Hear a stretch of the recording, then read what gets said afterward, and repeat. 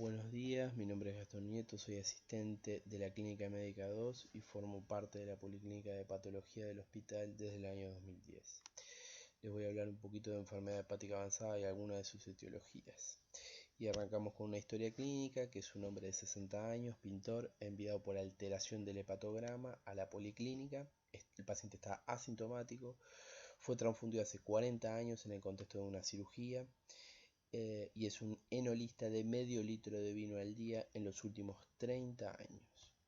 Del examen físico tiene un aceptable estado general, tiene un tinte subictérico, hipertrofia parotidia bilateral y rinofimia como elementos clínicos de alcoholismo crónico, tiene angiomas estelares múltiples en el tronco y ginecomastia bilateral con elementos de hiperestrogenismo.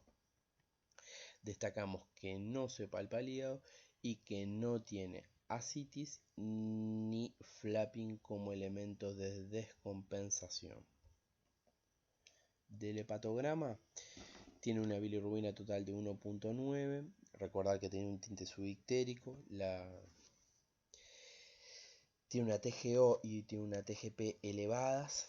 Recordar que la inversión del índice de Ritis, o sea, cuando es mayor el aumento de la TGO sobre la TGP, cuando es mayor a 1 nos puede hablar de una hepatopatía crónica, y cuando es mayor a 2 nos puede hablar de un alcoholismo crónico. La fosfatasa está normal y la gamma GT está elevada. Esto nos puede hablar del consumo activo de alcohol.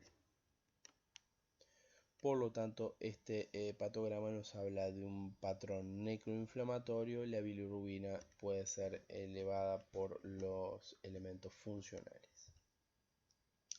En cuanto a la ecografía abdominal, tiene un hígado disminuido de tamaño, de aspecto micronodular, y hasta acá y con este paciente podemos ya estar estableciendo que tiene una cirrosis hepática con esteatosis. La esteatosis puede ser secundaria al consumo de alcohol y no tiene lesiones focales. Esto es muy trascendente, dado que una de las complicaciones que vemos en los pacientes cirróticos es el hepatocarcinoma. Tiene una esplenomegalia leve como elemento de hipertensión portal y no tiene ascitis, con lo cual podemos sospechar que esta hipertensión portal está compensada. Tiene una tasa de protrombina discretamente disminuida. Esto seguramente se debe al déficit en la formación de factores de la coagulación por el hígado, lo mismo que el INR discretamente elevado en un paciente que no toma warfarina. Tiene un sodio de 130. Recuerda que los pacientes cirróticos pueden tener una hiponatremia dilucional. Y tiene una discreta plaquetopenia, que esto en este escenario puede hablar, es un factor equivalente a hipertensión portal. Entonces hasta acá tenemos un paciente alcoholista de 60 años con un hígado chico micronodular. Estamos haciendo el diagnóstico de cirrosis, y con lo cual no necesitamos una biopsia para reafirmarlo. Pero a veces las cosas no son tan fáciles y podemos tener alguna duda, y ahí es cuando toma verdadero rol la elastografía de transición o FibroScan.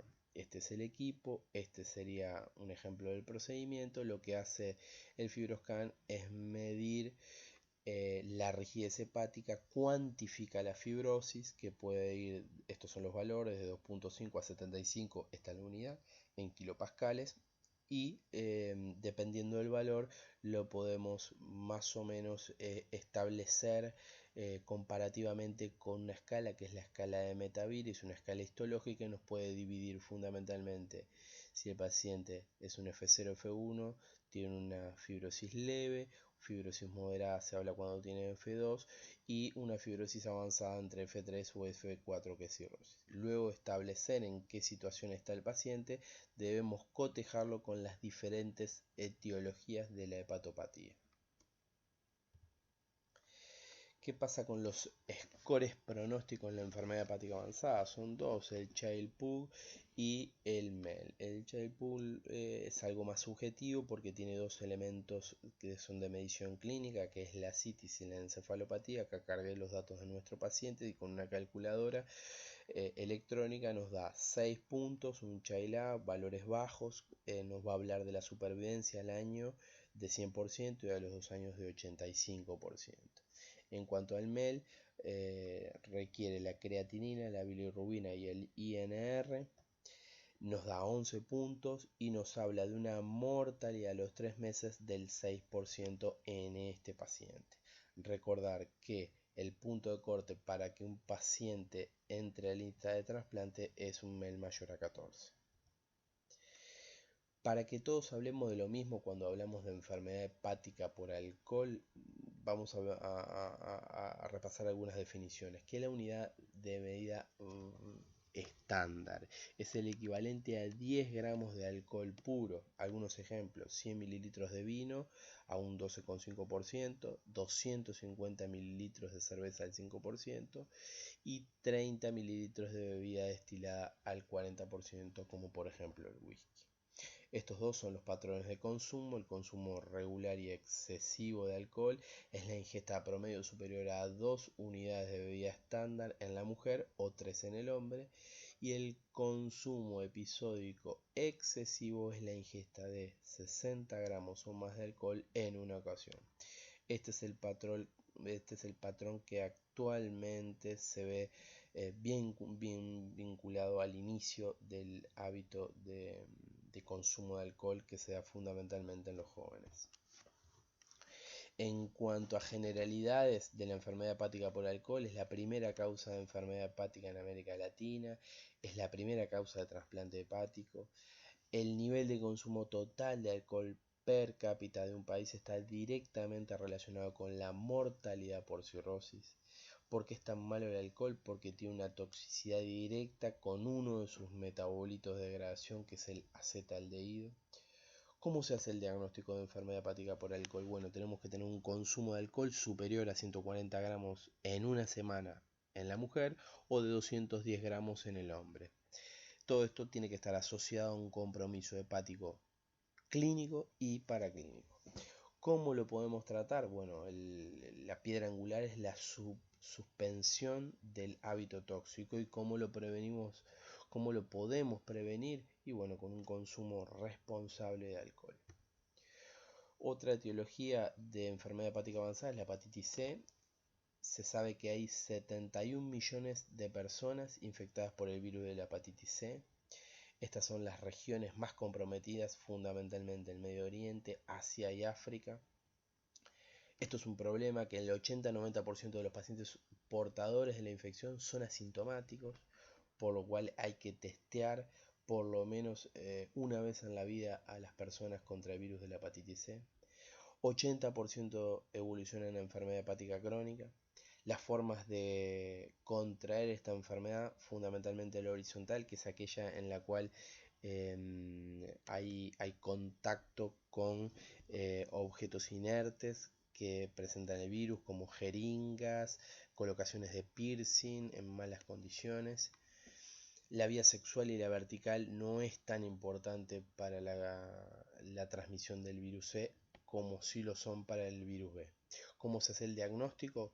Bueno, por métodos serológicos con la dosificación del anticuerpo anti-hepatitis C.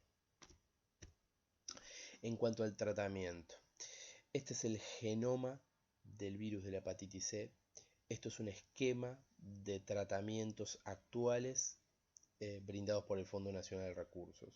Yo creo que lo más importante de decir es que tienen una alta tasa de curación por encima del 95% y que nos basamos en algunas cosas para elegir qué tratamiento, que es el grado de fibrosis que tiene el paciente y el grado o el diferente genotipo. Recordad que el virus de hepatitis C tiene 6 genotipos.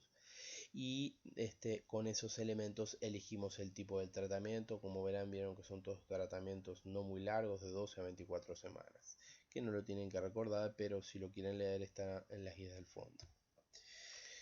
En cuanto a la hepatitis B, se dice que 257 millones de personas están infectadas por el virus de la hepatitis B en el mundo.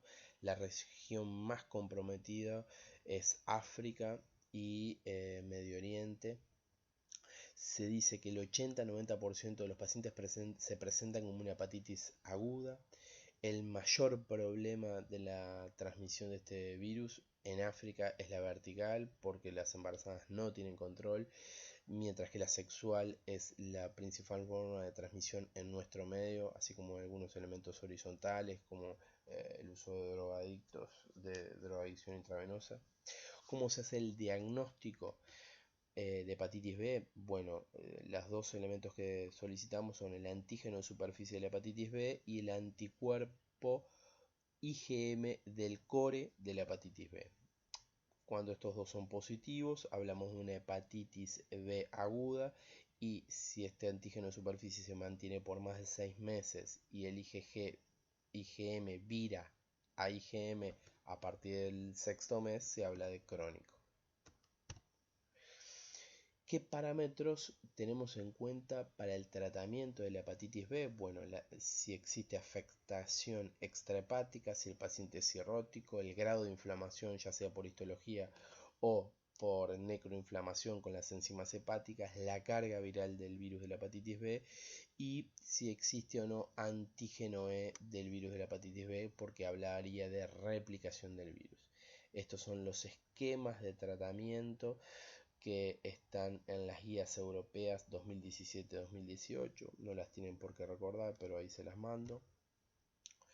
Recordar que en nuestro medio, nuestros niños desde el año 2000 aproximadamente están protegidos contra la hepatitis B, dado que viene en la vacuna pentavalente que se da a los 2, 4 y 6 meses de vida y un refuerzo a los 15 meses. También deben recordar que estas dos enfermedades son de notificación obligatoria en nuestro país. Debemos tener en cuenta y recordar que se nos viene el Día Mundial de las Hepatitis, que es el 28 de julio, en la cual la meta de la Organización Mundial de la Salud sería erradicar las hepatitis del mundo para el 2030. Y otro elemento importante es no solo el tratamiento, sino que a veces si no la pensamos, no las diagnosticamos y hay que pedir test serológicos. ¿Qué pasa con la hepatitis autoinmune? La definición es un síndrome de hepatitis progresiva e intermitente caracterizado por la pérdida de la tolerancia a los antígenos hepáticos. Es mucho más frecuente en la mujer que en el hombre y habitualmente se asocia con otras enfermedades autoinmunes. Bueno, en cuanto al diagnóstico, tenemos que tener un alto grado de sospecha. Es una gran simuladora, dado que se puede presentar con diferentes formas como hepatitis aguda, crónica, hepatitis fulminante o simplemente con una alteración del hepatograma.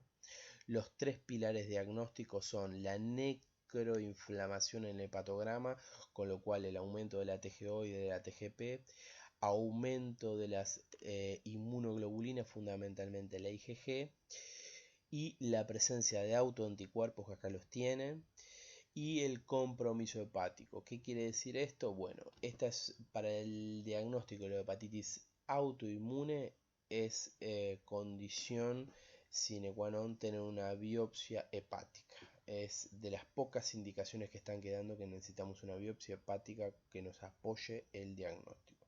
Estos, como les dije, son los anticuerpos. El más específico serían los anticuerpos antígeno soluble de hígado y páncreas, pero que tan solo se ven en un 30% de los pacientes.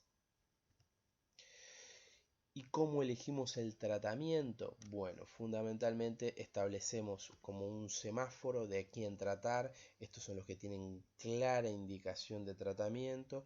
Estos los que pueden tener una indicación dudosa y estos los que hay que pensar caso a caso. Y los dos tratamientos estándares que utilizamos son o tratamientos solo con prednisona en este régimen, o tratamientos con prednisona y un ahorrador como es la azatioprina, y habitualmente son tratamientos a largo plazo, casi que la palabra sería de por vida. Muchas gracias.